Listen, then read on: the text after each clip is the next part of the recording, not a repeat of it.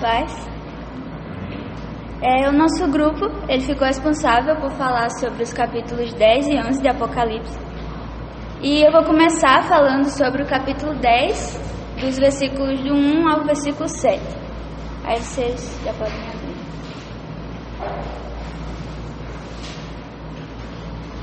E diz assim: Vi outro anjo forte descendo do céu, envolto em nuvem, com arco-íris por cima da sua cabeça.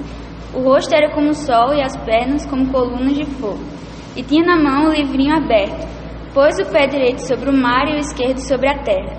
E bradou em grande voz como ruge um leão. E quando bradou, desferiram os 7 trovões as suas próprias vozes. Logo que falaram os 7 trovões, eu ia escrever. Mas ouvi uma voz do céu dizendo: Guarde em segredo as coisas que os 7 trovões falaram e não as escreva. Então o anjo que vinha em pé sobre o mar e sobre a terra levantou a mão direita para o céu e jurou por aquele que vive pelos séculos dos séculos, o mesmo que criou o céu, a terra, o mar e tudo quanto neles existe. Já não haverá demora. Mas nos dias da voz do 7º anjo, quando ele estiver para tocar a trombeta, cumprir-se-á então o mistério de Deus, segundo ele anunciou aos seus servos, os profetas. Então, na última apresentação, o último grupo ele apresentou sobre os capítulos 8 e 9 e eles começaram a falar sobre as trombetas. E eles apresentaram sobre as 6 primeiras trombetas e a gente viu que as 3 últimas elas eram anunciadas como os ais que viriam. Aí a 5ª trombeta fala sobre os gafanhotos que viriam para atormentar os homens que não têm o selo de Deus. E a 6ª trombeta fala sobre uma grande cavalaria que vem para matar a 1/3 parte da população. E ficou faltando justamente a 7ª trombeta, que é o último ai. E a gente viu também que as trombetas elas têm um chamado para o arrependimento, para os homens se arrependerem. O que é diferente na 7ª trombeta, porque ela anuncia diretamente o juízo de Deus.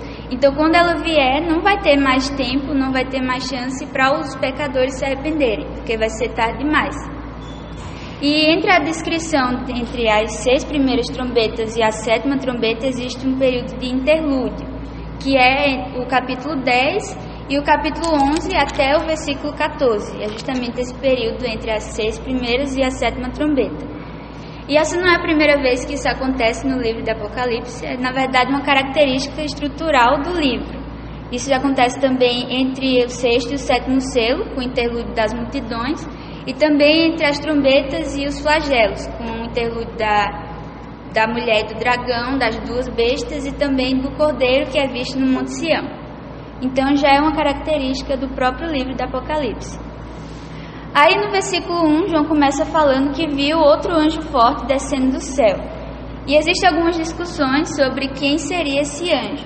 Alguns estudiosos dizem que esse anjo é o anjo Gabriel, e eles usam como base o texto de Daniel, capítulo 12, em que esse anjo ele faz um juramento em nome de Deus, assim como esse anjo faz no versículo 6. E também pelo significado do próprio nome do anjo, né? O anjo de Gabriel significa forte e homem de Deus. Só que isso é só uma especulação, até porque no texto aqui o anjo ele não é nomeado, então não tem como saber com certeza se é ou não o anjo Gabriel. E outras pessoas ainda acham que esse anjo ele é o próprio Cristo, por conta das características parecidas que tem entre esse anjo do capítulo 10 e da descrição de Cristo glorificado do capítulo 1 de Apocalipse. Só que realmente tem algumas características parecidas, só que no livro de Apocalipse os anjos eles são sempre anjos. Cristo ele nunca é descrito como anjo no livro, e sempre fica bem clara essa diferença entre Cristo e os anjos. E até porque no texto aqui esse anjo ele não é adorado em nenhum momento, então realmente não tem como ser o Cristo. Então a teoria mais segura que a gente tem é que esse é só mais um anjo forte do livro do Apocalipse, como fala no capítulo 5 do livro, no versículo 2, que fala: Vi também um anjo forte que proclamava em grande voz: Quem é digno de abrir o livro e de lhe desatar os selos? Então provavelmente esse anjo do capítulo 10 é só mais um anjo forte do livro. Aí ainda no versículo 1 ele começa com a descrição desse anjo. E a primeira característica que ele traz é que ele desce envolto em nuvem.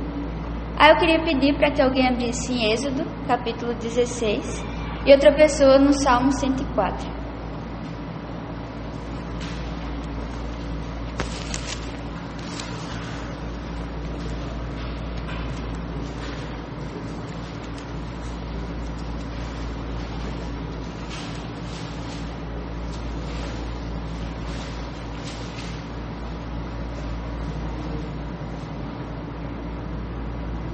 Êxodo 16, versículo 10.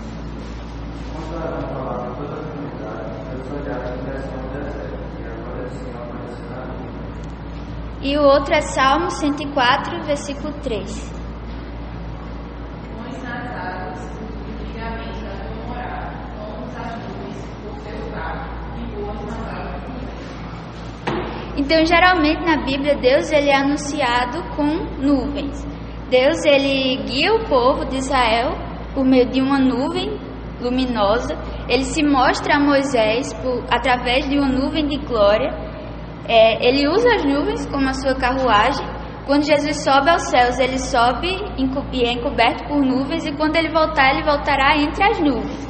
Então, o fato desse anjo ele estar vestido, envolto em nuvens, é um sinal tanto da presença de Deus quanto da glória de Deus através desse anjo. A segunda característica é que ele tem um arco-íris por cima da sua cabeça. E o arco-íris ele é um sinal da aliança de Deus. E no capítulo 4 de Apocalipse, no versículo 3, diz assim: E esse que se acha assentado é semelhante no aspecto à pedra de jaspe e de sardônio, e ao redor do trono há um arco-íris semelhante no aspecto à esmeralda. Então existe um arco-íris ao redor do trono de Deus. Isso significa que o trono de Deus é um trono de misericórdia antes de ser um trono de juízo, porque Deus ele se lembra de sua misericórdia mesmo durante a sua ira. Então, o fato de o anjo ter um arco-íris por cima da sua cabeça é também um sinal da misericórdia de Deus através do anjo. E a terceira característica é que ele tem o rosto como o sol. E essa é uma característica parecida com Cristo glorificado, na descrição que tem de Apocalipse, capítulo 1, no versículo 16, que diz que o seu rosto brilhava como o sol na sua força. Então essa também é uma característica da glória e da exaltação de Cristo. E ele ainda fala que ele tem as pernas como colunas de fogo, que também é uma característica parecida com Apocalipse, capítulo 1, no versículo 15, que diz que os pés, semelhante ao bronze polido, como que refinado numa fornalha. Então, a maioria das características que é descrita do anjo no capítulo 10, ela tem como pano de fundo as peregrinações no deserto, a peregrinação no deserto.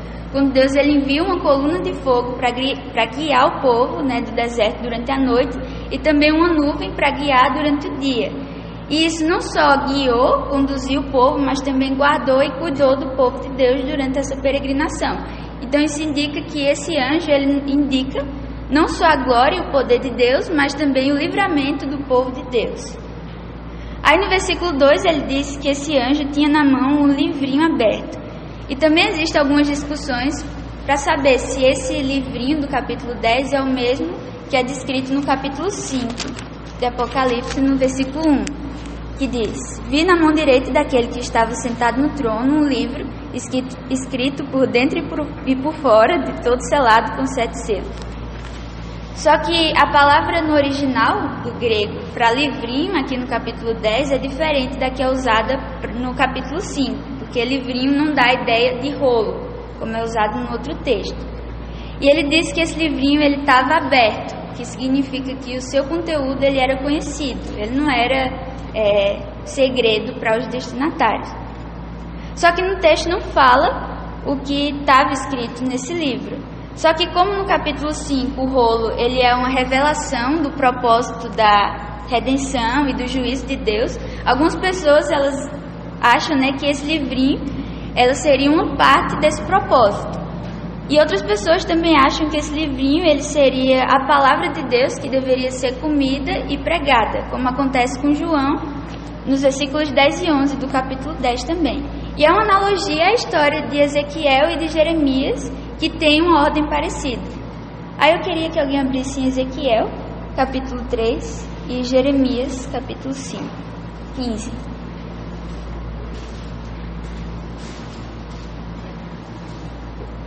Ezequiel capítulo 3, versículo 3.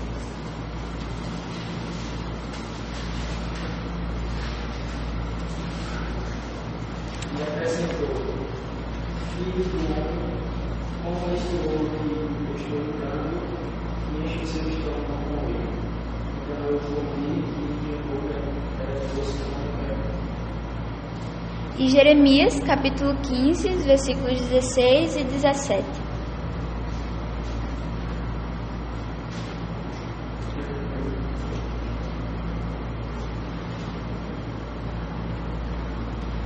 Quando a tua palavra foi encontrada, eu comi cada frase e as digeri em meu livro. Elas me nutrem dia após dia, são minha satisfação e júbilo maior, porque teu nome foi invocado sobre mim, isto é, pertence a ti. Jamais me sentei na companhia dos que se divertem, nunca participei de suas festanças. Sentei-me sozinho, porque a tua mão estava sobre mim e me encheste de indignação. Então, tanto Ezequiel quanto Jeremias, eles receberam a ordem de comer o livro e de pregar. E esse livro é justamente a palavra de Deus, e que no caso deles era uma palavra de juízo, de castigo para um povo rebelde.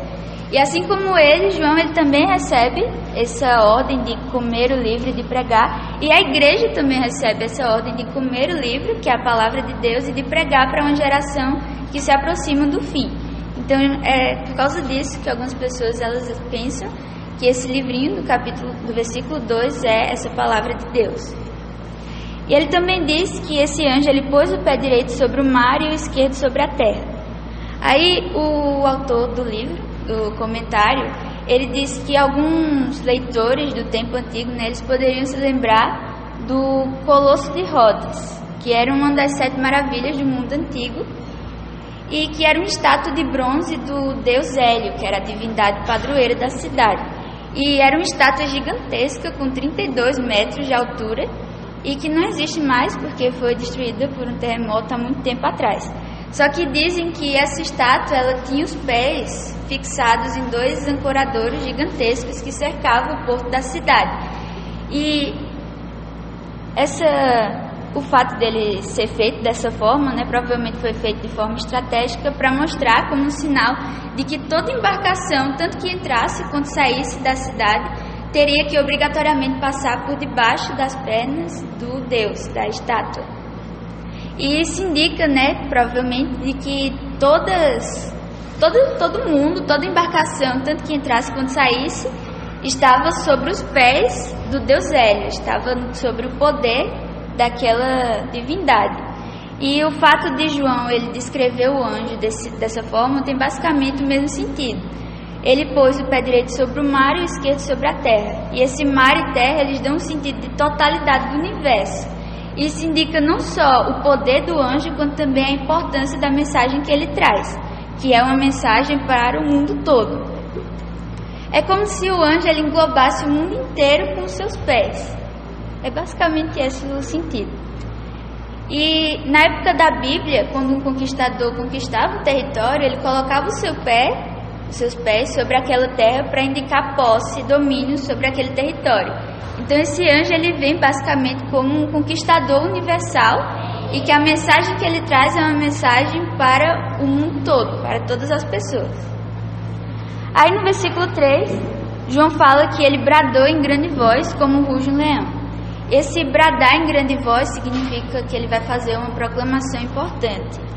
E rugiu, ele bradou como ruge um leão. Essa expressão ela é usada algumas vezes na Bíblia, como por exemplo no livro de Amós, capítulo 3. Aí no versículo 8 fala: rugiu o leão, quem não temerá? Falou o Senhor Deus, quem não profetizará?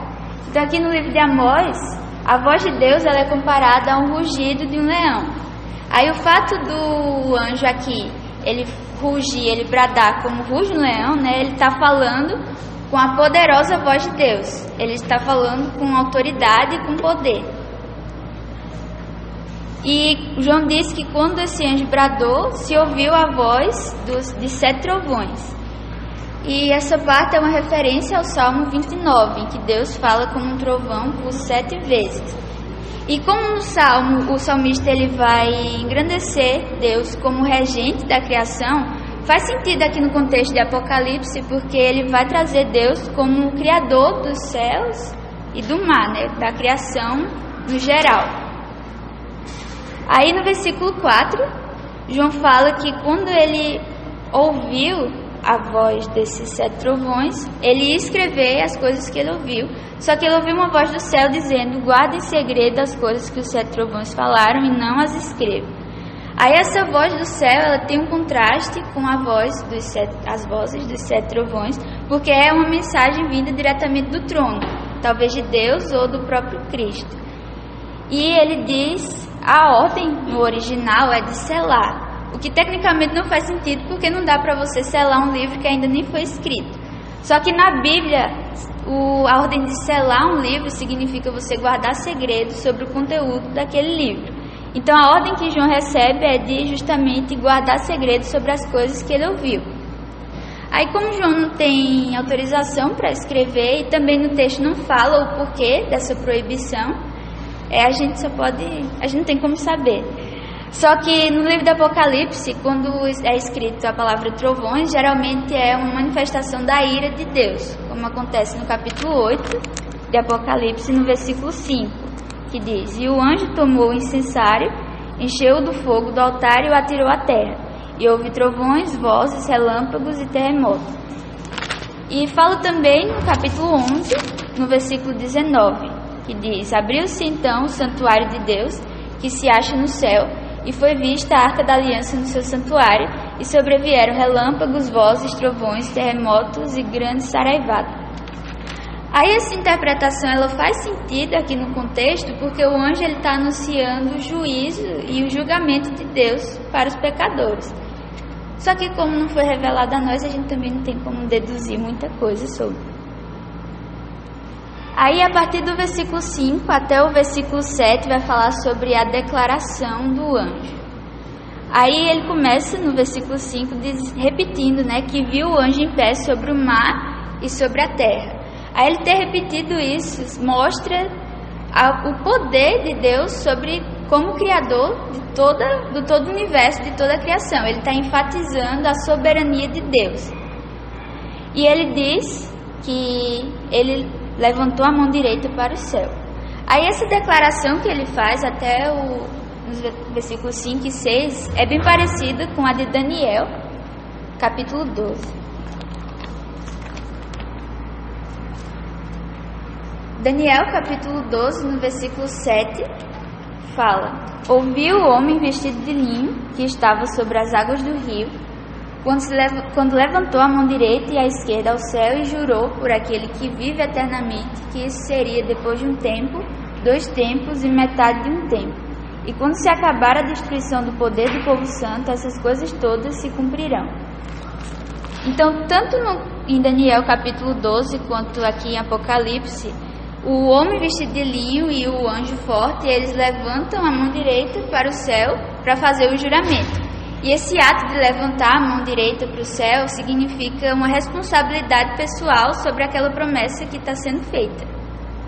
Aí no versículo 6 ele começa o seu juramento. E na Bíblia, principalmente no Antigo Testamento, quando as pessoas faziam juramento, elas diziam a expressão tão certo como vive o Senhor. Aí aqui no versículo 6 o anjo ele não só indica tão certo como vive o Senhor, mas ele acrescenta que ele jura por aquele que vive pelos séculos dos séculos. Então, quando se usa essa expressão tão certo como vive o Senhor, a pessoa que faz o juramento, ela se coloca debaixo do juízo e do poder de Deus, que é colocado como uma referência da validade daquela promessa, daquele juramento. Então aqui, quando ele fala por aquele que vive pelos séculos dos séculos, ele está colocando a eternidade de Deus como a base principal das proclamações que ele vai fazer.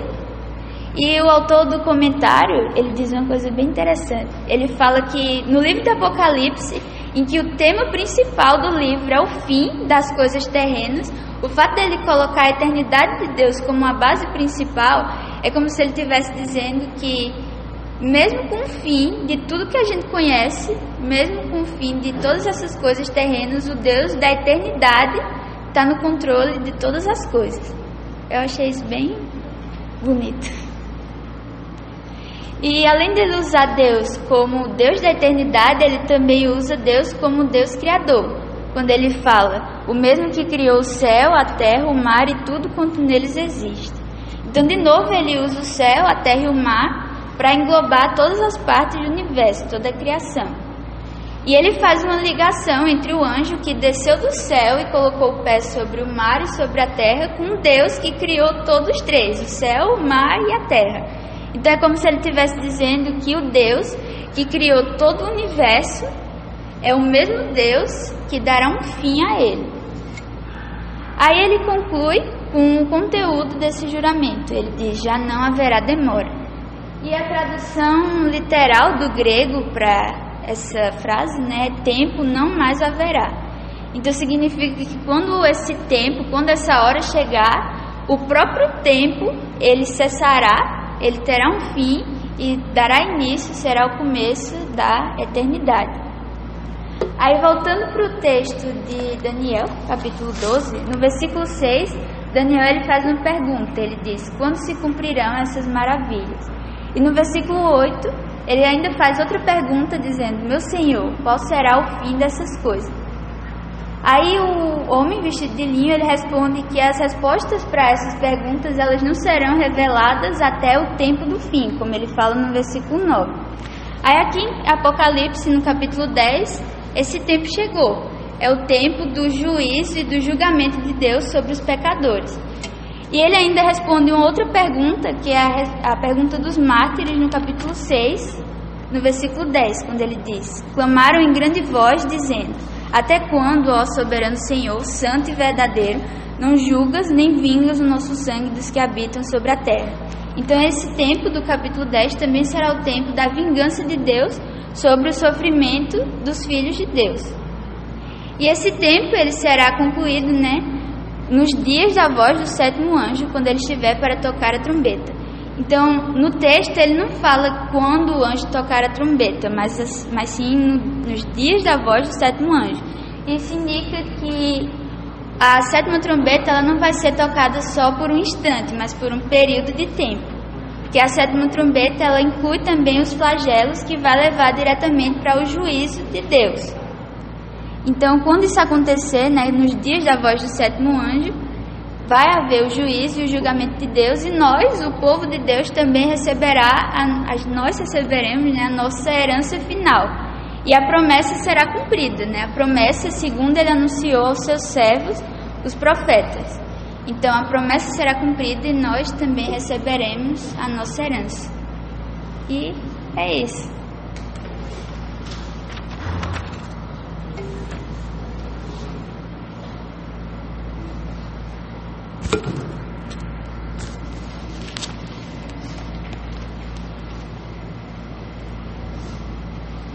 Bom dia, pessoal.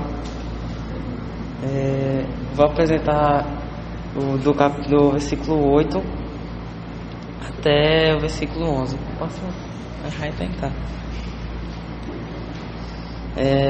Diz assim o Apocalipse capítulo 10, versículo 8 até o 11. A voz que ouvi vinda do céu estava de novo falando comigo e dizendo: vá e pegue o livro que se acha aberto na mão do anjo que está em pé sobre o mar e sobre a terra. Então fui até o anjo, pedindo-lhe que me desse o livro. Ele então me falou: pegue e devore o livro, no seu estômago será amargo e na sua boca será doce como mel. Eu peguei o livro do anjo e devorei. Na minha boca era doce como mel, mas quando porém comi, meu estômago ficou amargo. Então me disseram: é necessário que você ainda profetize a respeito de muitos povos, nações, línguas e reis. Deixa eu vir aqui. Eu vou falar desse capítulo, dos meus versículos, do 8 ao 11.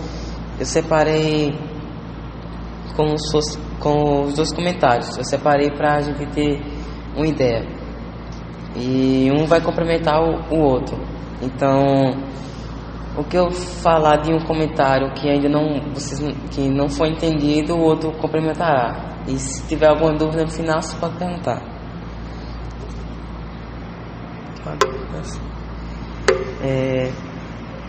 O primeiro comentário, que ele fala que há vários aspectos aqui que são dignos de destaque. Em primeiro, que João recebe a ordem de comer o livrinho.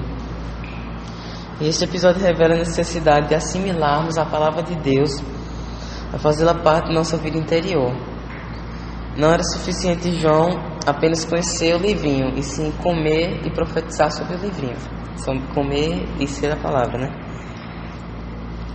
Deixa eu ver. Um profeta também não pode ser... Eita, já falei já. A palavra de Deus é a sua alegria, é para ser sua alegria, seu prazer. E assimilar a mensagem de Deus que tem que se encarnar em nós. Aí eu queria que agora uma pessoa abrisse em Mateus capítulo 4, versículo 4. Outra em 1 Pedro capítulo 2, versículo 2. Aí outra pessoa ainda em 1 Coríntios capítulo 3, versículo 1 e 2. E para acabar, uma pessoa em Salmo 119, 103, versículo 103. Aí a mensagem de Deus tem que se encarnar em nós. A palavra de Deus é comparada à comida. Ela é como... Aí eu queria que quem abriu Mateus capítulo 4. A escritura diz: uma pessoa não vive só de pão, mas de toda palavra que vem da boca de Deus. Ela é como um pão. Aí também, como Pedro fala, que ela é como leite. Aí quem abriu em Pedro.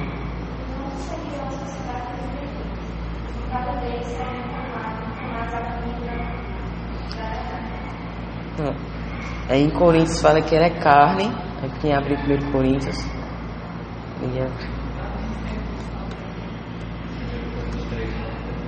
1 Coríntios 3, do versículo 1 ao 2. Irmão, vamos todos falar com uma pessoa espiritual, mas com uma pessoa casada, com uma criança em Cristo. Que vos dei para ver por lei, não é só, vocês não podiam receber, nem ainda agora podeis. E também fala que ela é como mel. Aí quem abriu em Salmos. Quão doces são as tuas palavras ao meu paladar, mais que o mel à minha boca. Aí eu vou falar aqui só complementando o que ela falou, que ela também falou, né, que Jeremias e Ezequiel receberam também essa ordem de comer a palavra antes de pegar. Aí ela já leu, né, Jeremias 15, capítulo 15, versículo 16, e Ezequiel. Aí diz também que a palavra precisa fazer-se carne. Aí eu queria que abrisse em Jó. Em Jó, capítulo 1, versículo 14.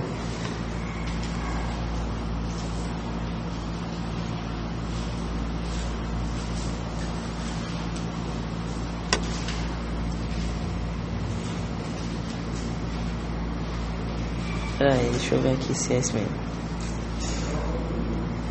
Peraí que eu tô vendo. Acho que é. Peraí. Acho que é Jonas. Eu errei. Desculpa, gente.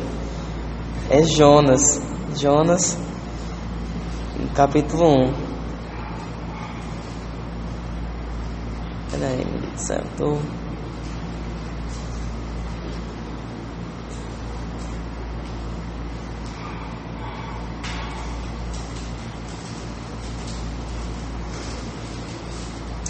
Oh, meu Deus do céu. Jonas não. João, meu Deus do céu. Ai, não. Tô nervoso, meu Deus do céu. Desculpa, gente, eu tô me atrapalhando aqui. É João. É João capítulo 1, versículo 14. João. É porque eu tô me atrapalhando. Aí fica só na minha mente. É João, não sei lá. Mas é João mesmo. Desculpa, gente.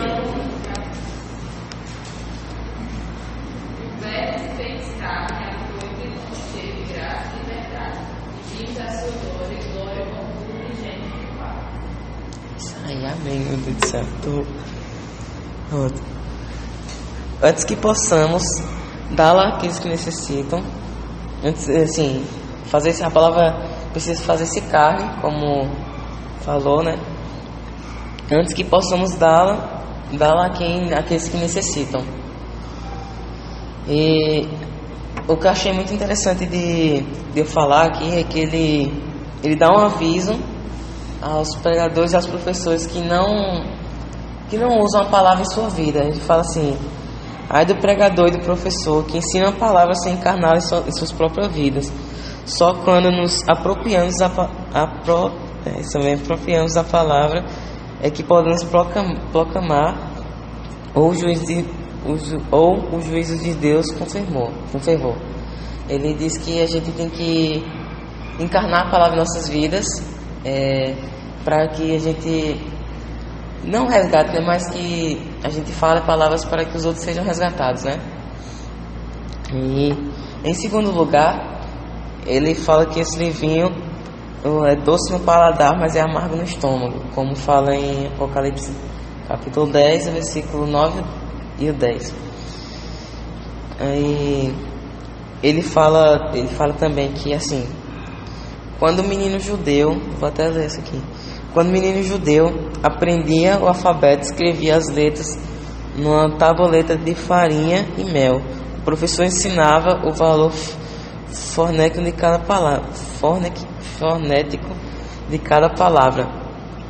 Quando o menino era capaz de repetir o som das letras, tinha permissão de comer as letras uma por uma. À medida que recordava de modo correto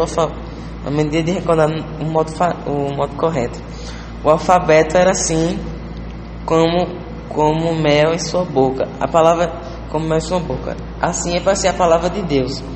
Mel em sua boca e amargo no estômago. Que ele diz que quanto mais aprendemos, quer dizer, a criança judeu, quanto mais ela aprendia, mais ela comia da palavra. É o que Deus fala pra gente. Quanto mais a gente aprende, mais a gente está comendo da palavra para que a gente ensine aos outros. Deixa eu ver onde eu tô aqui. Não existe nada mais doce no mundo do que o Evangelho de Cristo. Mas logo que alguém se torna um cristão, começam os problemas, vem o sofrimento, a perseguição. Aí ele fala sobre os 7 selos, né? Os 7 selos que são assim, como perseguição, né? Que o cordeiro quebra os selos. O sofrimento, a perseguição. E quem quiser viver piedosamente em Cristo será perseguido, como fala em 2 Timóteo, capítulo 3, versículo 12.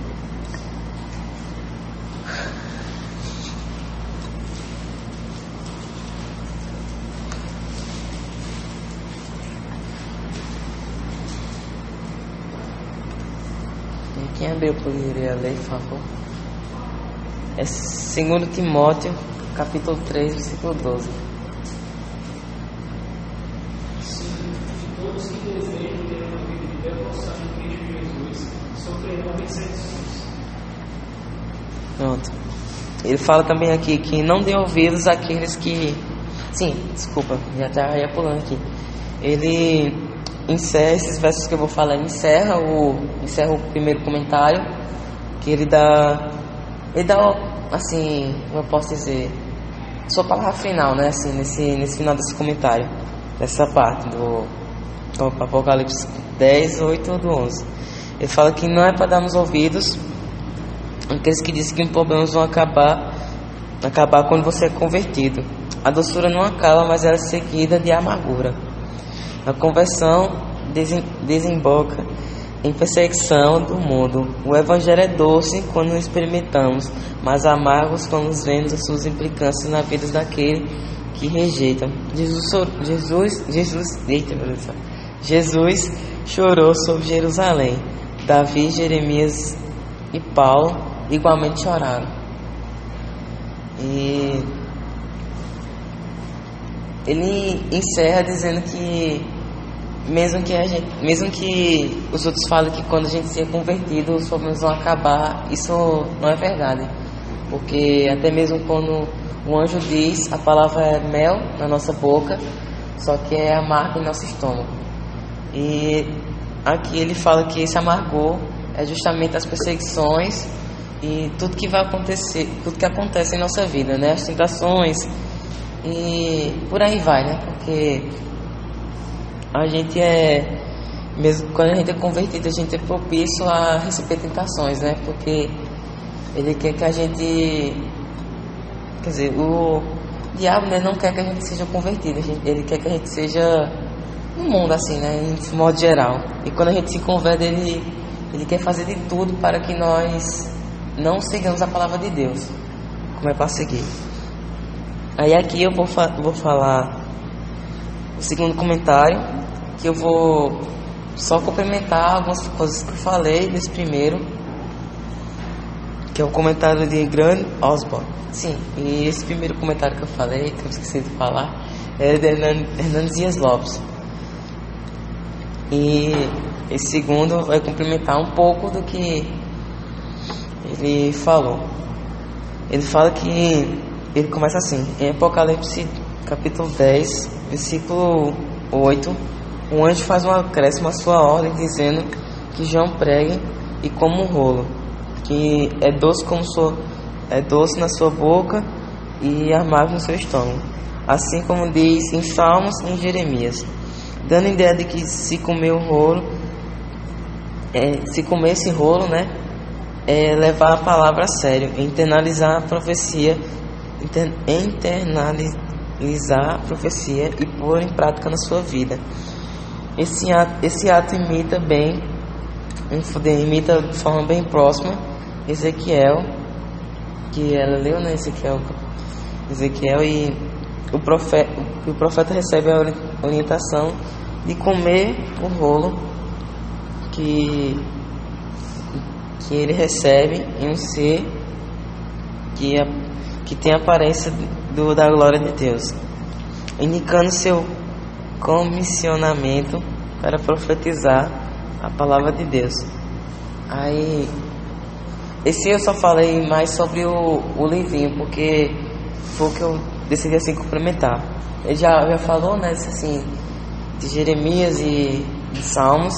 Eu queria deixar bem claro que todos que falam sobre Apocalipse, ele fala sobre esse livrinho, né, sobre esse rolo, que ele vai ser doce e amargo, e todos vão dizer que doce é porque ele na sua boca é doce, né, e amargo é porque ele vem as perseguições. Então eu queria deixar, eu só escrevi isso do comentário, ainda faltou terminar assim esse comentário, mas eu escrevi porque ele indica que a palavra de Deus é reta.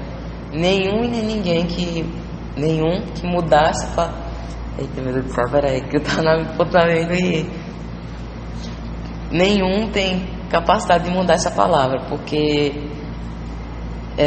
como vemos ao longo da Bíblia, se Deus promete alguma coisa em Gênesis 1, ele vai cumprir em alguma parte da Bíblia, mas ele não deixa de cumprir essa palavra. Então ele fala que, portanto, aqui João é chamado para proclamar o conteúdo do rolo, ou seja, Deus chama ele para fazer a profecia de Deus. É tanto que ele fala dos trovões e tal, como ela falou, que mas ela, assim, para terminar assim, ele fala que João é chamado para fazer a profecia de Deus. Ele é tanto que no final de Apocalipse ele fala que, encerrando, né, ele fala que todo o capítulo é daquele que, quer dizer, quem escreve o capítulo é daquele que viu, ouviu e todas as coisas que estão nele, né? Então João, ele recebeu um mandamento, né, dizer assim, de escrever o livro a ordem de Deus, né, assim. E é isso, gente. Desculpa se eu fiquei meio nervoso aqui, né? Mas qualquer coisa, se vocês quiserem, você pode perguntar pra mim se tiver alguma dúvida. Tem alguma dúvida ou... Pronto. Aí é o próximo.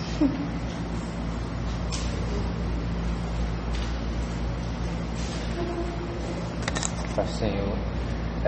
Fiquei com a parte do capítulo 11, a primeira parte, que é do verso 1 até o verso 10, que vai falar sobre a vida e a morte das duas testemunhas. Aí o texto diz assim: Então foi-me entregue um caniço semelhante a uma vara de medir, e também recebi a seguinte orientação: Prepara-te e mede o templo de Deus, o seu altar, e conta os adoradores que lá estão reunidos. Contudo, não considere o pátio externo. Não tome suas medidas, pois ele foi entregue aos gentios.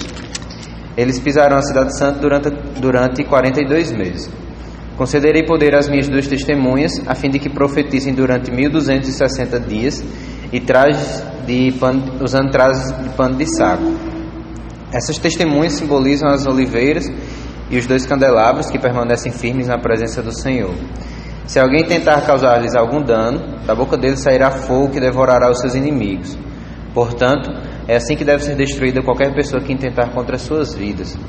Esses homens têm a capacidade de trancar o céu, de maneira que não chova durante o tempo em que estiverem profetizando, e têm o poder de transformar a água em sangue e ferir a terra com toda espécie de flagelos, tantas vezes quanto ordenarem. Quando eles tiverem, então, concluído o testemunho que devem pregar, a besta que surge do abismo os atacará e prevalecendo contra eles, os ferirá de morte.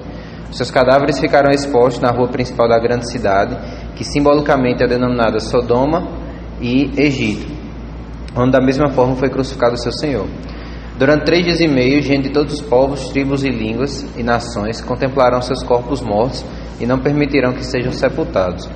Os habitantes da terra muito se alegrarão pelo que aconteceu com as testemunhas e festejarão, mandando presentes uns aos outros, porque esses 2 profetas tinham afligido os que viviam na terra, os que vivem na terra. Eu vou só... João começa dizendo que ele recebeu um caniço semelhante a uma vara.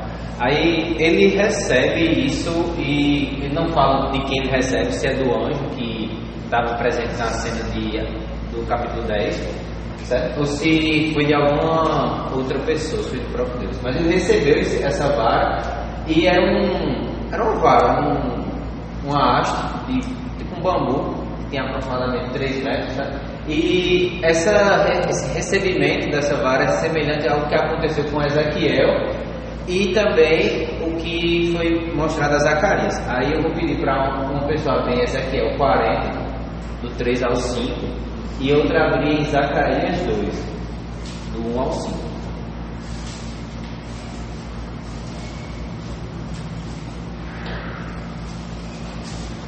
Aí, Ezequiel 40, 3 ao 5. Ele me levou para lá e eu vi um homem parecido de nós.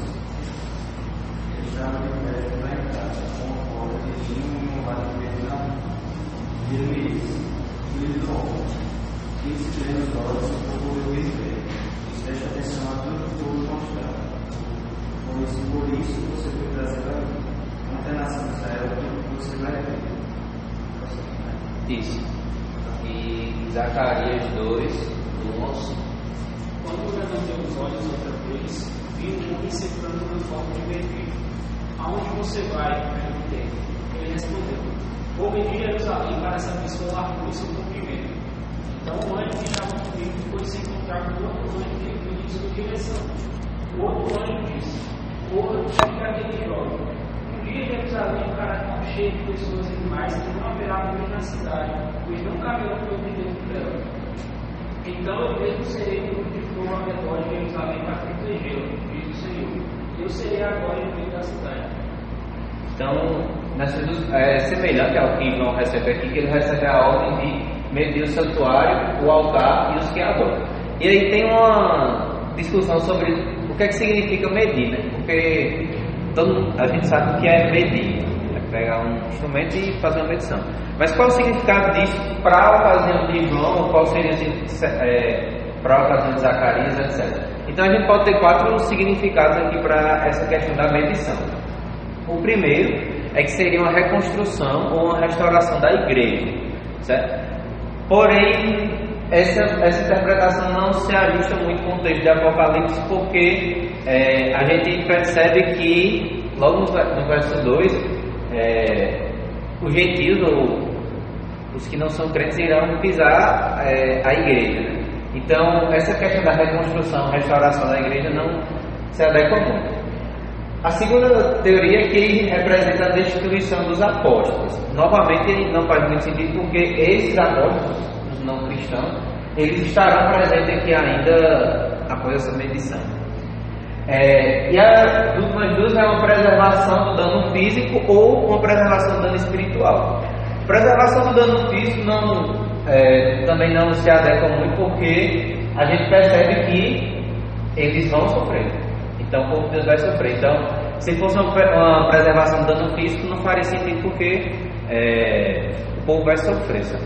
Então, a teoria mais aceita, que se enquadra melhor no texto, é uma preservação do povo de Deus de qualquer risco ou qualquer dano espiritual. Tá? Então, essa medição tem o sentido de mostrar que Deus estava delimitando o seu povo e que iria proteger o seu povo. Tá?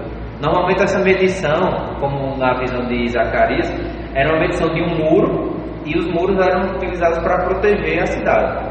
Então, até na visão de Zacarias, Deus fala que ele será o muro de fogo ao redor da cidade. Então, essa questão da medição tem essa ideia de uma proteção espiritual.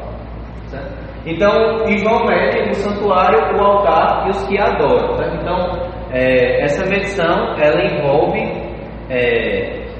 quando ele fala santuário, outra tradução seria templo, certo? E aí vai ter uma série de discussões sobre que templo seria esse, a gente vai ver daqui a pouco. Mas o templo aqui é a igreja, certo? Então quando ele fala isso, medir o santuário, o altar e os que adoram, ele está dizendo delimitar a igreja, certo? O povo de Deus. Só que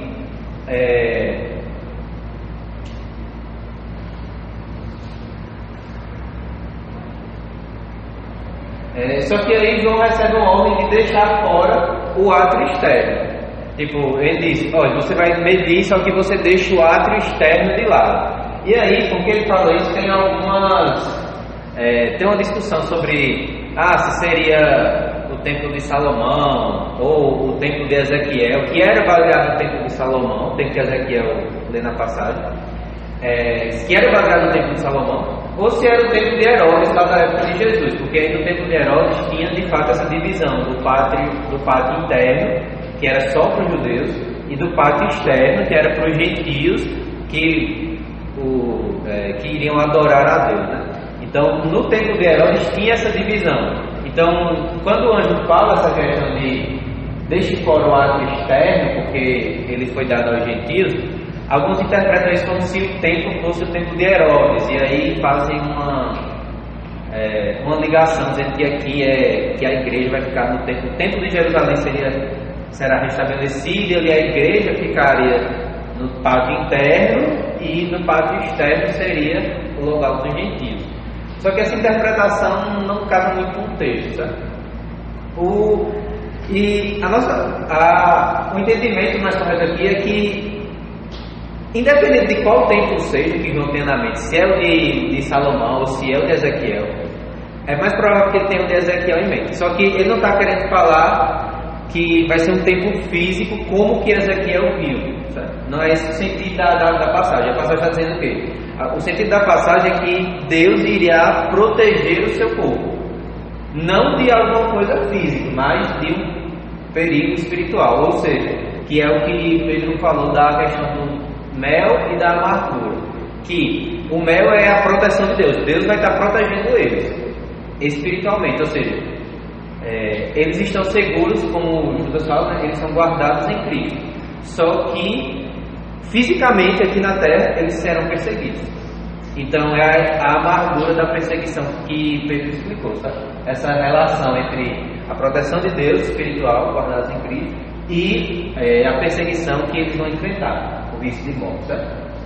E a gente fala, a gente lê que isso tudo vai durar por 42 meses. E aí, 42 meses tem uma questão de... Esses 42 meses, quando a gente vai na cultura dos judeus, é um tempo de tribulação. É o mesmo tempo, é uma das três formas que João usa para falar aquele período de 3 anos e meio ali, um tempo, 2 tempos e meio tempo, que tem lá em Daniel, capítulo 7, capítulo 9 e capítulo 12. Sabe? Só que também tem outras passagens do Antigo Testamento que remontam a essa questão dos 42 meses. 42 meses também é o tempo que os judeus adotaram como sendo o período de seca que passou na época de Elias. Que teve tem um período de tempo em que Elias ele foge da perseguição do rei Acabe.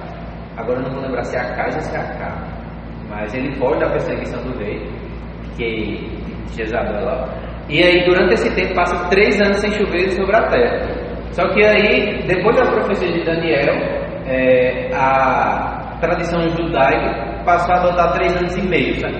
Então, esse período de 3 anos e meio, 42 meses, um tempo, 2 tempos e meio tempo, é para falar simbolizar um período de tribulação, né? Então, essa perseguição, essa tribulação, esse fato de que os gentios vão pisar a cidade santa, vai durar cerca desse período de 42 meses. Vai ter um período de tribulação para a igreja, certo? E aí tem as interpretações acerca desse período que a gente vai alinhar agora com a parte das 2 testemunhas, tá? E aí a parte das 2 testemunhas começa no verso 3, onde Deus diz que vai dar autoridade a 2 testemunhas para que elas profetizem durante 1260 dias, que é 42 meses. E essas 2 testemunhas, elas vão profetizar, né? E vão estar mexendo de pano de saco. Só que aí a gente poderia perguntar, a gente tem que perguntar tem que entender 2 coisas. Por que 2 e quem são essas 2? 2 provavelmente por causa do que a lei exigia, lá em Deuteronômio capítulo 17, se alguém puder abrir, por favor. Deuteronômio 17, verso 6.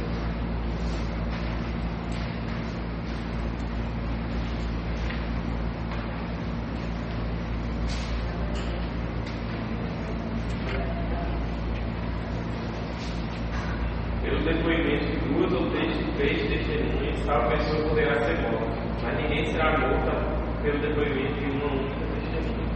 Então, muito provavelmente 2 testemunhas por causa disso, porque uma não era suficiente para ter essa questão da imputar a culpa, né?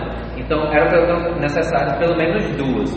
Então, e quem é que está sendo acusado aqui de alguma coisa? O mundo. Então, as 2 testemunhas, elas vêm para profetizar a mensagem de Deus, anunciar a mensagem de Deus, só que elas também vêm para anunciar o juízo do mundo. Elas serão as testemunhas, as testemunhas que vão atestar a culpa do mundo diante do juízo de Deus, tá? E aí a gente vai ter a segunda parte, que é: quem são as 2 testemunhas? Essa é uma questão que tem muita discussão. Tem muita discussão. Por quê? A gente vai ver algumas características do ministério dessas 2 testemunhas.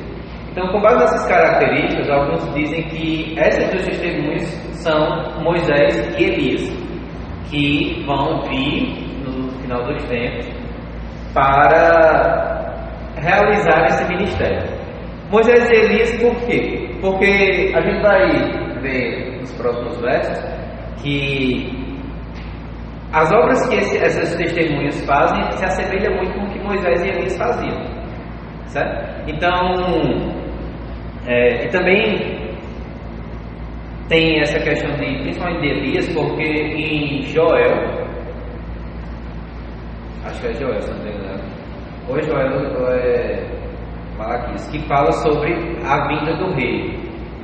E aí fala que perto da vinda do rei viria Elias anunciando e preparando o caminho. Só que Jesus, ele fala em Mateus 11 que João Batista, que preparou o caminho para ele, é o Elias que havia de vir. Então Jesus explica a profecia, acho que agora vai ser, acho que é de Malaquias.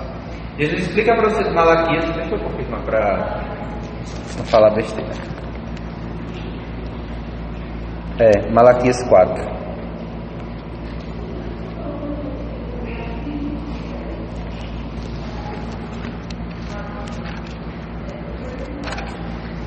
Malaquias 4, vou ler o 4, 5 e o 6, que diz assim: Lembrai-vos, portanto, da lei de Moisés, meu servo, dos decretos e das leis que lhe ordenei no Horebe, deserto, para todo o Israel. Eis que eu mesmo vos enviarei o profeta Elias, antes que venha o grande e assustador dia do Senhor. E Elias procurará fazer com que os corações dos pais se retratem perante seus filhos, e os corações dos filhos se convertam aos seus pais. Do contrário, eu virei e castigarei a terra com desgraça. E aí, em Mateus 11, Jesus fala que João, ele testemunha de João Batista, sabe? João Batista era o Elias que havia de vir, fazendo referência à passagem de Malaquias 4. Então, por causa dessas profecias, muitos acreditam que uma dessas testemunhas é Elias. Aí tem quem diz que é Elias e Enoque, tem quem diz que é Elias e Moisés. Enoque porque ele não morreu, ele foi arrebatado, né? Mas assim, só que essas interpretações, a gente não tem como bater o martelo e dizer é isso, certo? Tanto nessas como nas outras. A interpretação que é mais aceita é de que essas testemunhas são a igreja, certo? E que o ministério das duas testemunhas é o ministério da igreja, certo? É a interpretação que é mais aceita, pelo menos assim, nos comentários que a gente viu, certo? Aqui que a gente teve como base. Porém, até um comentário que Grant Oswald faz, que ele diz assim, que ele acredita que as duas testemunhas são a igreja, porém ele não tem problema, seria a expressão mais adequada, ele não tem problema em considerar que seriam duas pessoas de fato, entende? Duas pessoas da igreja que fariam esse ministério, certo? Então assim, a gente vai ver que o ministério também se assemelha muito ao ministério de Elias e Moisés, mas que muitas coisas parecem com o que a gente vê sobre a igreja. Então por isso que ela essa interpretação de que as duas testemunhas representam a igreja é mais adequada. Porém, eu estou... Agora é o meu posicionamento, né, Lucas? Eu estou mais com ele nessa ideia de que possam ser duas pessoas mesmo, certo? Não, pode ser a igreja, mas eu não vejo como sendo assim uma heresia dizer que poderiam ser duas pessoas, certo? E aí duas pessoas eu não estou dizendo que é Elias e Moisés não, certo? Então pode ser duas pessoas, só que eu não penso. Mas eu vou seguir a linha dele, porque eu também vejo, também concordo. Então, vocês podem ver que eu estou em cima do muro, né? Bem, então, essas duas testemunhas do ministério, elas não estavam vestidas de pano de saco, que era, na cultura do povo judeu, pano de saco era para lamentar o pecado. Então, essas testemunhas, elas vão, ao mesmo tempo que anunciar a palavra, elas também vão lamentar o pecado do mundo, tá? E aqui João fala que elas são as duas oliveiras e os dois candelabros que estão em pé diante do Senhor da terra. Isso aqui é uma referência a uma profecia de Zacarias também, Zacarias capítulo 4, que especificamente na época de Zacarias fazia menção a Esdras e Zorobabel, que seria o sacerdote e o governante que restaurariam os muros de Jerusalém, tá? E aí no versículo 5 a gente lê que se alguém pensar em prejudicar ou causar dano ou perigo a essas duas testemunhas, fogo vai sair da boca deles e vai devorar os inimigos. Ou seja, Deus está mostrando que durante esse tempo do ministério das duas testemunhas, Deus vai garantir com que o ministério delas seja cumprido. Então, vai estar a perseguição lá, como a gente viu, ele não está pisando a cidade santa, não está pisando o povo de Deus. Só que as duas testemunhas vão permanecer e o ministério delas vai se cumprir, independente se o povo quiser matar eles ou não. E diz que se alguém pretender, não é nem se alguém fizer, se alguém pretender fazer algum mal a ela, algum dano, da boca dela vai sair fogo e vai devorar os inimigos. Essa daqui é a primeira característica que se assemelha com o ministério de Elias. Tem lá em 2 Reis, A gente lê uma passagem que os soldados do rei vão para pegar Elias. Aí vai o primeiro comandante. Aí o comandante vai, aí Elias ora e Deus manda lá, o fogo cai do céu, e não da boca de Elias. Né? O fogo cai do céu e mata aquele soldado. Aí o rei manda o segundo comandante. Aí o segundo comandante vai e acontece a mesma coisa. Aí o rei manda o terceiro. Quando o terceiro vai, o terceiro já diz: olha, eu estou vindo aqui só cumprir uma ordem, então ora aí a Deus, pai, não me mata não. Aí por causa disso, eu estou parafraseando. Aí Elias vai com aquele comandante e aí fala a mensagem de Deus para o rei, certo? Mas aqui é uma alusão direta justamente ao ministério de Elias. Então, dizendo que essas duas testemunhas, elas receberão poder da parte de Deus, receberão autoridade da parte de Deus para fazer esses sinais, certo? E essa questão de o fogo sair da boca, diferente do que aconteceu com Elias, que saía do céu, pode ter alguma relação com a questão da proclamação do Evangelho, que sai da nossa boca. Né? E fazendo uma alusão alguns comentaristas fazem um paralelo com o que João fala em Apocalipse 1, que da boca de Cristo sai uma espada afiada de 2 gumes, certo? Que a interpretação aqui seria a palavra de Deus. Então, essa questão do fogo que sai da boca deles pode ser, provavelmente faz uma alusão à questão da pregação do Evangelho, por parte das duas testemunhas, certo? Só que essas duas testemunhas, elas também recebem autoridade para fazer sinais. E aqui a gente lê 3 sinais. O primeiro é que elas têm autoridade para fechar o céu. Fechar o céu é uma analogia para seca. Mesma autoridade que Elias recebeu lá em 1 Reis 17, da ocasião de que passou 3 anos sem chover sobre a terra. Então, essa é mais uma característica que está presente no ministério de Elias e que estará presente no ministério das duas testemunhas. Então a gente começa a ver porque muitas pessoas fazem essa ligação, né? As duas testemunhas, Elias, certo? Mas, novamente, não estou dizendo que elas são Elias, certo? Eu acredito que elas sejam a igreja, mas que podem ser 2 pessoas específicas mesmo, duas, certo? E elas vão receber essa autoridade da parte de Deus, e elas também vão receber autoridade para outras 2 coisas, que é transformar água em sangue, assim como aconteceu lá no Egito. Então, a primeira característica do ministério de Moisés que aparece no ministério das testemunhas, e também ferir a terra com todo tipo de flagelos. Algumas traduções têm pragas, sabe? Por isso que essa é uma menção direta ao ministério de Moisés. E qual é, então, o significado disso tudo? Será que é Elias? Será que é Moisés? Será que é outro? A gente não tem certeza, sabe? Como eu disse, provável, a opinião mais aceita é de que essas testemunhas sejam a igreja, elas representam a igreja, certo? Só que não isenta a possibilidade de serem 2 pessoas que Deus está levando nos últimos dias, certo? Só que elas terão, o ministério das testemunhas terá características semelhantes com o que Elias e Moisés fizeram. E o que é que Elias e Moisés fizeram assim? Fizeram muitas coisas. Mas qual é o resumo de tudo isso? De que, através do ministério delas, Deus vai mostrar para o mundo que é Ele quem governa sobre as coisas. Eles vão ter autoridade sobre o céu, para dizer quando vai chover e quando não vai. Eles vão ter autoridade sobre as águas para transformá-las em sangue. Eles vão ter autoridade para enviar todo tipo de praga. Então, através disso, Deus vai mostrar para o povo, como Ele fez lá no Egito, e como Ele fez também na geração de Elias, de que Ele é quem governa sobre tudo.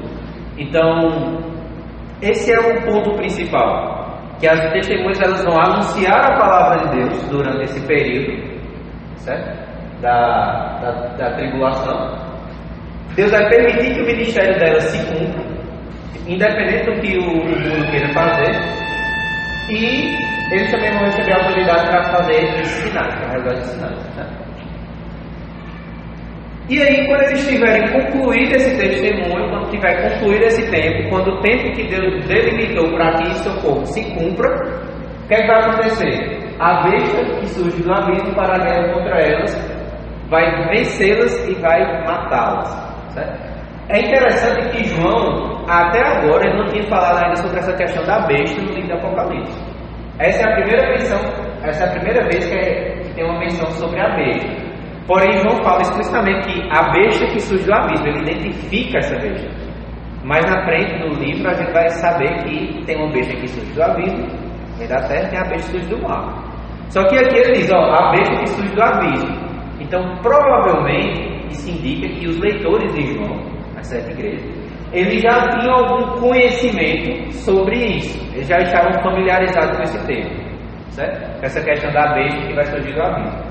Então, João diz que essa besta que surge do abismo vai fazer guerra contra as testemunhas, vai vencer a guerra e vai matar as testemunhas. Isso é uma referência direta à profecia de Daniel, capítulo 9, Daniel 7. Que é quando tem Daniel vê uma besta lá. Alguém lê, por favor? Daniel 7, do 7 ao 12.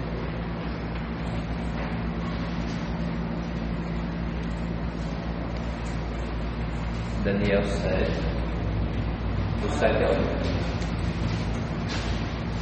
Então, em minha visão, aquela noite, vi uma quarta besta, terrível, assustadora e muito forte. Devorava e despedaçava suas vítimas com grandes dentes de ferro e esmagava os rostos debaixo de seus pés. Era diferente das outras leis de 10 tipos. Enquanto eu olhava para os chifres, de repente apareceu no meio deles outro chifre pequeno. 3 dos chifres maiores foram arrancados pela raiz para dar lugar a ele. Esse chifre pequeno tinha olhos como de homem e uma boca que falava com arrogância. Enquanto eu observava, foram colocados alguns tronos. E um ancião se sentou para julgar.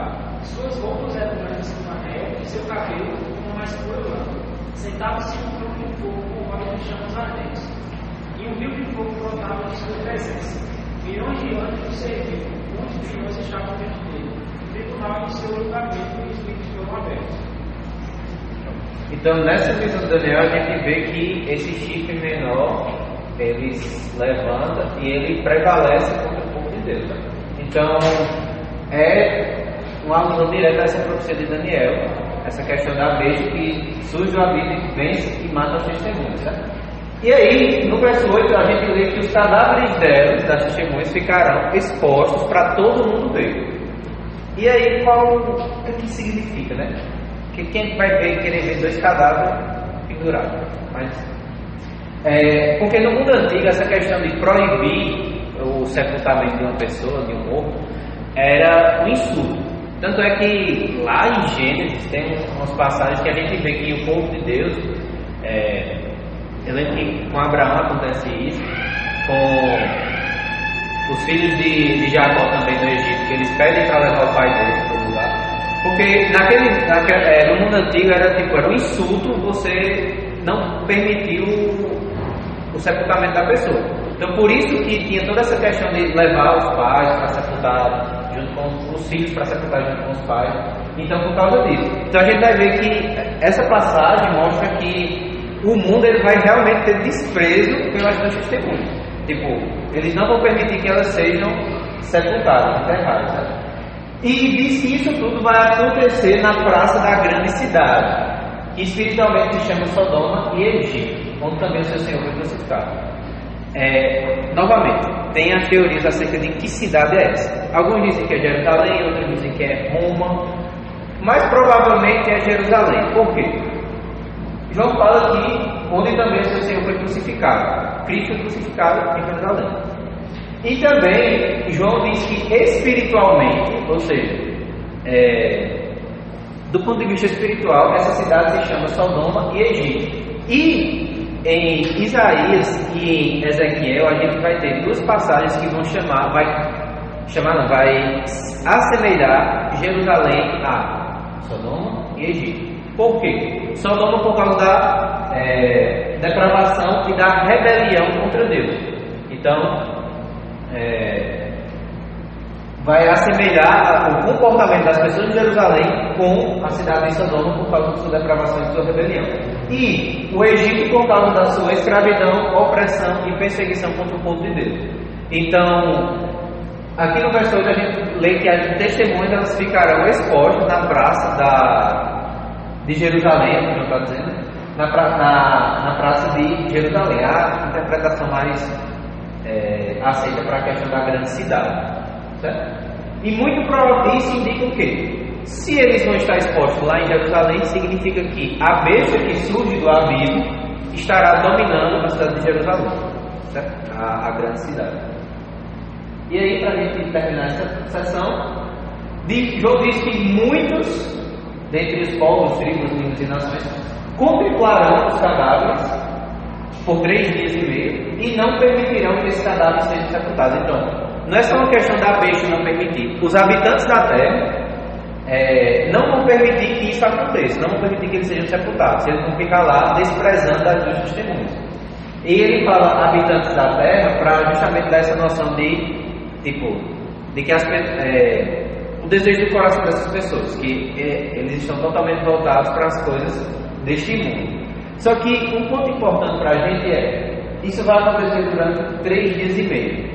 O ministério das duas testemunhas é dito que ele durará 3 anos e meio. Só que esse período de que elas vão morrer e vão ficar lá expostas será de 3 dias. Ou seja, não é que posso ser que seja, né? Mas não significa vai ser literalmente 3 dias e meio lá com 84 horas vai ter isso. Não. Mas é uma questão para a gente ter uma noção da grandeza de tempo.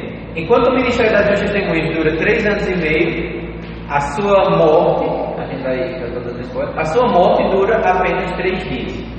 Então, esse período em que o mundo vai se alegrar, em que o mundo vai festejar e vai dizer, a gente venceu a testemunha, a gente venceu Deus, vai ser só um curto período de tempo, até que venha o que vai vir aí, que é a sua falta. E eles vão fazer festas e vão enviar presentes, festejar mesmo. O mundo vai festejar porque as duas testemunhas morreram. E João fala que esses 2 profetas, as duas testemunhas, atormentaram os que moram sobre a terra. Por que eles atormentaram? Porque a pregação da palavra de Deus atormentava o povo, não queria ouvir a pregação porque eles achavam que estavam sendo vitoriosos, que eles estavam tudo bem. Só que durante o ministério das duas testemunhas, eles diziam, Deus vai vir com julgamento sobre vocês.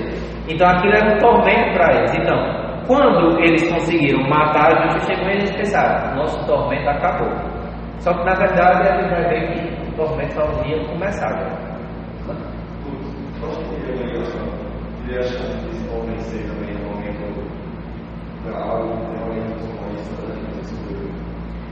se seria literal?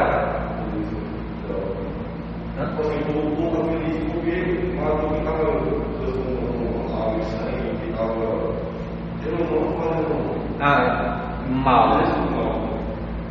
Eu acho que é mais essa questão da pregação do evangelho. Claro que a gente sabe que uma seita faz mal para a região, mas assim, eu acho que o fato porque as duas testemunhas, o sinal, a questão da seita, não é um fim em si mesmo. Ela acontecia para indicar uma coisa, para transmitir uma mensagem de Deus para aquele povo. Então dizendo, está tendo seca, está tendo essas pragas por causa do pecado de vocês. Então, tinha a questão do tormento por causa das pragas, mas eu acredito que o tormento mesmo era a questão do pecado, e que eles não queriam ouvir que eram pecadores, que eles iam ser condenados. Então, quando eles conseguiram matar, os testemunhos, eles dizem, se livrando desse povo, aperreando a gente, né? Falando dessas coisas que a gente não quer ouvir. Entendeu? Mas alguém tem mais alguma coisa? Se alguém souber quem é a gente testemunha, diga aí depois, tá? Pra gente saber.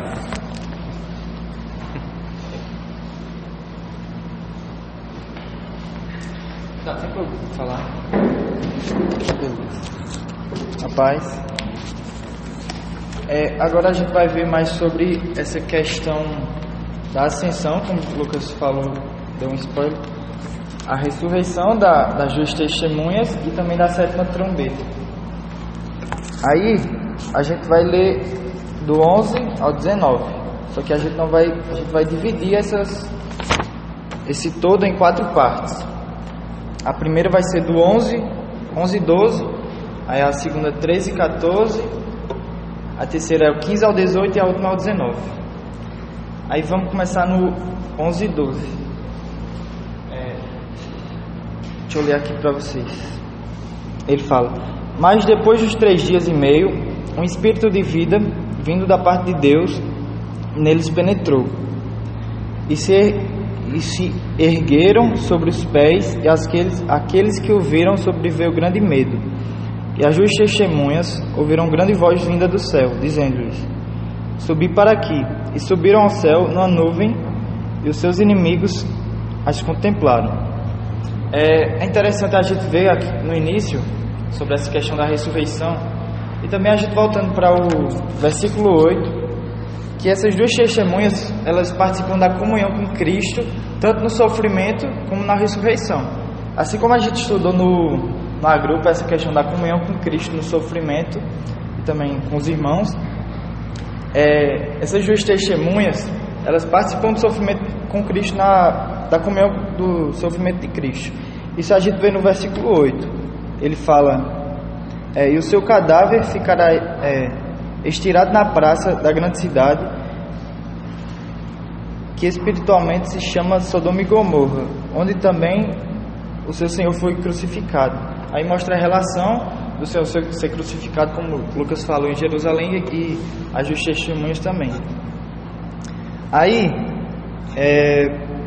a sua ressurreição, em conexão com a segunda vinda de Cristo, serão restituídos à igreja vida, honra, poder e influência, mas para o mundo a hora da oportunidade terá passado para sempre. Essa questão da oportunidade a gente vai ver mais para frente, quando for a 7ª trombeta. Mas aí agora a gente vai ver sobre essa questão da ascensão da igreja, né, que são essas duas testemunhas. A gente vê aqui, vamos para o capítulo 1, verso 7. Vai falar sobre essa questão. Alguém pode ler? Eis que vem com as nuvens, e todo olho verá, até quando os traspassaram. Todas as tribos das velhas vão se lamentarão sobre ele. Certamente, amém. É isso. É interessante também ver que no comentário de Hernandes, ele fala que na mesma nuvem que Cristo virá, a igreja vai subir, que são as duas testemunhas. E também é interessante ver que no final do verso 12, ele fala que os seus inimigos as contemplarão. Ou seja, esse arrebatamento, essa ressurreição não vai ser algo escondido dos inimigos da igreja.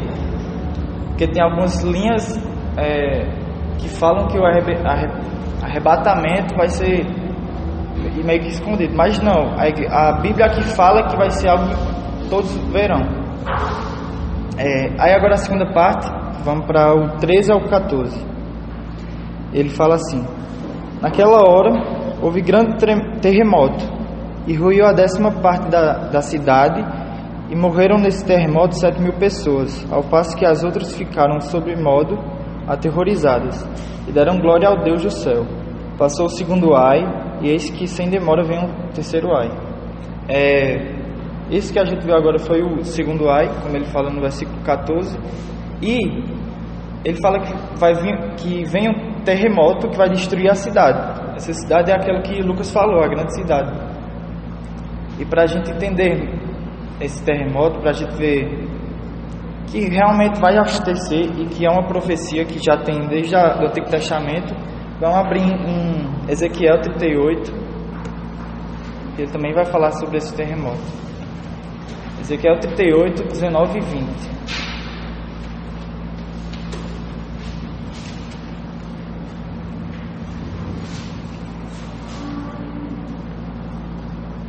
Alguém pode ler?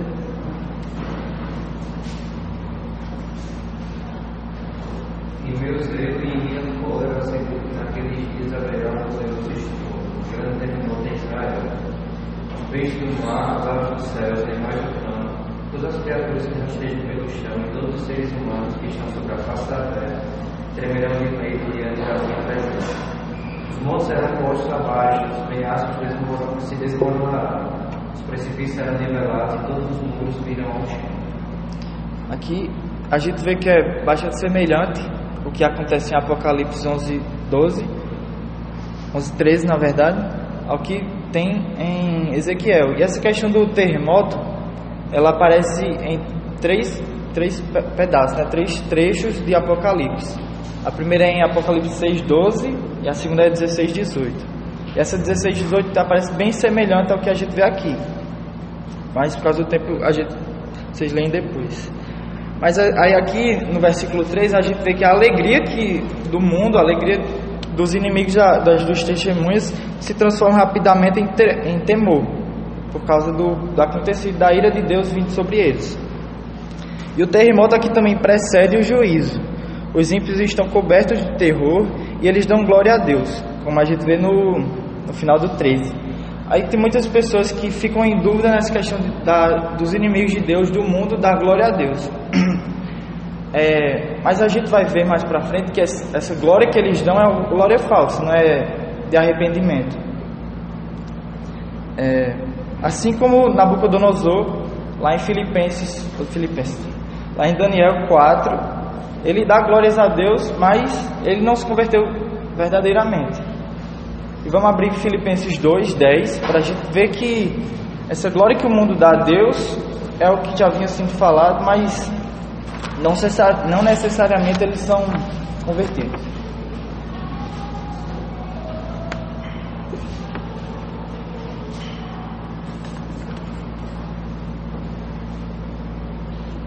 Para que a obra de Jesus toque entre ele, os céus, na terra e embaixo da terra. Então, aí a gente vê que quando chegar esse dia, todas as pessoas verão a Cristo, verão a sua glória, verão Ele vindo dos céus em glória e se dobrarão a Ele. Não necessariamente as pessoas se converteram. Aí agora a gente vai para a sessão da 7ª trombeta, como ele fala no versículo 14 ao 3º ai. Vou ler aqui para vocês. O 7º anjo tocou a trombeta e houve do céu grandes vozes, dizendo: o reino do mundo se tornou do nosso Senhor e do seu Cristo, e ele reinará pelos séculos dos séculos. E os 24 anciãos se encontraram sentados no seu trono diante de Deus, prostraram-se sobre o seu rosto e adoraram a Deus, dizendo: graças te damos, Senhor Deus Todo-Poderoso, que és e que eras, porque assumiste o teu grande poder e passaste a reinar. Na verdade, as nações se enfureceram, chegou, porém, a tua ira, e o tempo determinado para serem julgados os mortos, para se dar o galardão aos teus servos, os profetas, aos santos e aos que temem o teu nome, tanto aos pequenos como aos grandes, e para destruíres os que destroem a terra. Primeiramente, aqui a gente vê no versículo 15 o anúncio da vitória de Deus e de seu Cristo. Quando ele fala sobre as grandes vozes no céu, ele se refere à alegria daquele momento. E ele o Hernandes Dias Lopes faz uma comparação do 7º selo, da abertura do 7º selo com a da trombeta, tocada a última trombeta. Na abertura do 7º selo, houve silêncio no céu, em virtude dos terríveis juízos que desabariam sobre os homens. Agora, com a 7ª trombeta, houve grandes vozes no céu. Isso por causa da alegria que a noiva estava subindo. Como o Lucas falou, essas duas testemunhas simbolizam a igreja. Então é a igreja subindo ao céu, se encontrando com o noivo, e por isso está havendo uma grande alegria no céu, mesmo com os ímpios estão sofrendo, né? É importante lembrar que a 7ª trombeta não é um dia, e sim dias, como a gente vê no 10, verso 7. Capítulo 10 de Apocalipse, verso 7. Ele fala: mas nos dias da voz do 7º anjo, quando ele estiver para tocar a trombeta, cumprir-se-á então o ministério de Deus, segundo ele anunciou aos teus servos os profetas. Então a gente vê aqui que a 7ª trombeta não vai ser um dia só, vão ser dias, vai ser um período que traz esse flagelo os 7 flagelos, as 7 taças da ira de Deus, que a gente estuda a partir do capítulo 15. Aí é interessante a gente ver também que a partir desse momento não haverá mais oportunidade para arrependimento. Ou seja, as pessoas que não se arrependerem até esse dia da 7ª trombeta, depois desses dias, não haverá mais oportunidade. Ou seja, a porta do arrependimento, do perdão de Cristo vai ser fechada e não mais poderá. Só o que restará é a divisão, né, que todo mundo sabe, do céu e do inferno. Aí vamos para a parte B do 15. Ele fala: o reino do mundo se tornou do nosso Senhor e de seu Cristo, e ele reinará pelos séculos dos séculos. Aqui pode ser que para algumas pessoas fique a dúvida do reino de Deus, o reino de Cristo ser, como ele fala, ele reinará pelos séculos dos séculos. Mas ele não reinava desde antes? Aí para a gente entender isso, vamos abrir em Lucas 17, 20 e 21. Essa questão do reinado de Cristo ser aquela questão do já e ainda não. Aí uma pessoa abre em Lucas 17 e outra em 1 João 5, 19.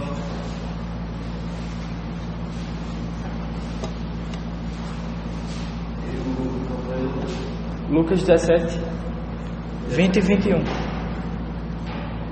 Interrogaram pelos fariseus quando viria o reino de Deus.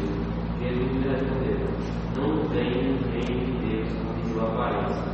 Nem não, nem eu aqui, ou lá está, porque o reino de Deus está dentro de nós. Aí 1 João 5, 19.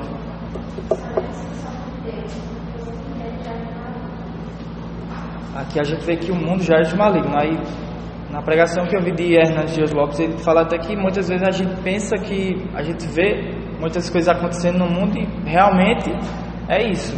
O reino de Deus, o reino de Cristo não está aqui plenamente.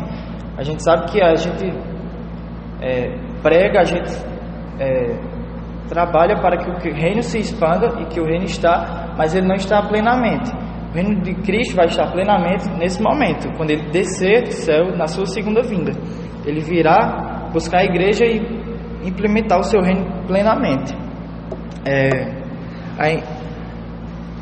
Mas naqueles dias, todo vestígio de mal estará banido da terra, toda presença do pecado estará destruída, assim como a dor e o choro. Então haverá novos céus e nova terra, e lá desfrutaremos de Deus pela eternidade em sua plenitude.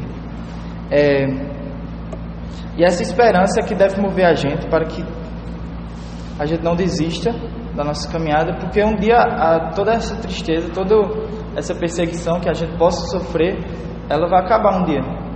E lá no céu a gente vai desfrutar de Cristo em sua plenitude e não vai haver pecado para separar a gente dele.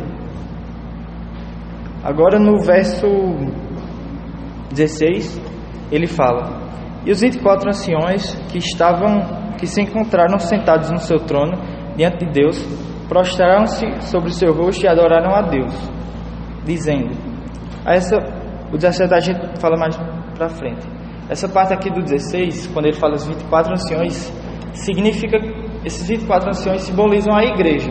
Então a igreja está no céu, e mesmo depois de Cristo subir com a igreja vai adorar a Deus. Vai se prostrar, vai sair do seu trono e adorar a Deus. Aí agora a gente vai para o 17 e vai ver 3 motivos, 3 bênçãos especiais pelos quais os 24 anciões agradecem a Deus e seu Cristo.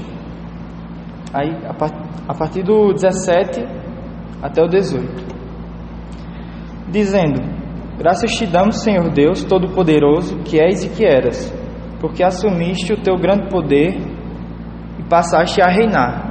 Na verdade, as nações se enfureceram, chegou, porém, a tua ira, e o tempo determinado para serem julgados os mortos, para se dar o galardão aos teus servos, os profetas, aos santos e aos que temem o teu nome, tanto os pequenos como os grandes, e para destruíres os que destroem a terra. Aqui a gente vê o primeiro motivo primeira bênção espiritual que os 24 anciões estão agradecendo a Deus, estão louvando a Deus, é que Cristo reina supremamente. Isso a gente vê no verso 17, quando ele fala: graças damos o Senhor Deus Todo-Poderoso, que assumiste o poder, que assumiste o teu grande poder. O segundo é que Cristo julga justamente, julga os ímpios justamente. Ele fala no 18: na verdade as nações se enfureceram, chegou porém a tua ira, e o tempo determinado de serem julgados os mortos. Ou seja, a gente vê aqui que tanto os mortos como os vivos serão julgados de acordo com as suas ações, né? E o terceiro motivo, terceira bênção, é que Cristo recompensará graciosamente. No verso 18 também ele fala: para se dar o galardão aos teus servos, os profetas, os santos e os que o temem o teu nome, tanto os pequenos como os grandes. Aí a gente vê esses três motivos. Deixa eu ver aqui. Enquanto os santos estão dando graças a Deus, os ímpios estão enfurecidos. Aqui vemos que realmente não estavam dando glória a Deus, como a gente viu no verso 13, que eles davam glória a Deus, mas aquilo era uma ação falsa deles. Eles não estavam de fato dando glória a Deus. Os ímpios não ouviram as testemunhas, nem escutaram a voz de advertência, nem abandonaram seus pecados, por isso estão cheios de fúria, enquanto a igreja está em comunhão plena com Deus. Isso a gente vê no 18. Ele fala: as nações se enfureceram por causa da ira de Deus. Aí agora vamos para a última parte, que é o verso 19. Abriu-se então o santuário de Deus que se acha no céu, e foi vista a arca da aliança no seu santuário, e sobrevieram relâmpagos, vozes, trovões, terremoto e grande saraivada. Aqui a gente vê a questão do santuário como simbologia, né?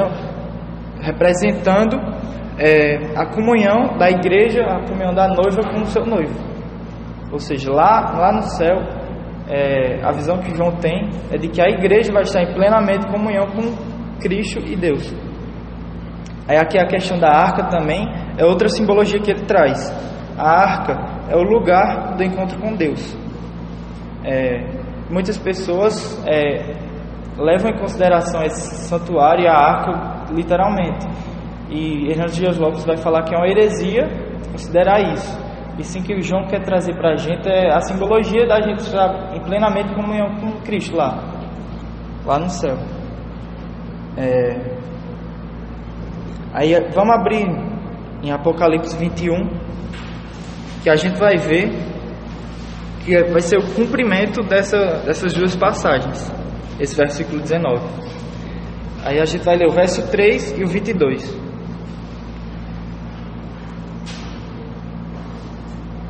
Então ouvi grandes vozes e pessoas dizendo: eles tabernáculos de Deus com os homens, Deus habitará com eles, eles serão povos de Deus e Deus deles estará com eles. Nela não tem santuário, porque o seu santuário é o Senhor, o Deus Todo-Poderoso e o Cordeiro. Aí a gente vê que o santuário é realmente uma simbologia, né? Que o santuário vai ser o próprio Deus.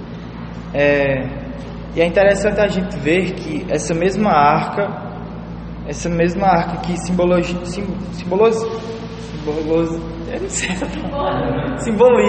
sabia que tinha um Z, simboliza a graça para as justas testemunhas, para a igreja. Ela vai simbolizar, né? Ira para os não cristãos. Eles vão estar em completo e eterno desamparo, enquanto a igreja vai desfrutar das bem-aventuranças eternas. Ou seja, por mais, para resumir nessa passagem, por mais que o mundo se alegre com a morte das justas testemunhas, por mais que essa vida mundana tenha prazeres assim, a gente vai ver que no fim não vai adiantar de nada, que Cristo vai vir e vai condenar essas pessoas. Então que a gente venha escolher o lado certo e andar da forma certa diante de Deus. Porque um dia a gente pode andar de forma errada aqui, achando que a gente vai ter um arrependimento para sempre. E a gente não sabe o dia da manhã, a gente não sabe quando Cristo vai vir. Como a Bíblia fala, ele virá como ladrão e vai surpreender a nós. Então que venhamos a estar atentos, que venhamos a estar vigilantes, andando da forma certa, porque um dia o arrependimento vai acabar. E que a gente esteja do lado certo, né? Do lado de Cristo, que é o que realmente importa para a vida da gente. É isso. Vai entender?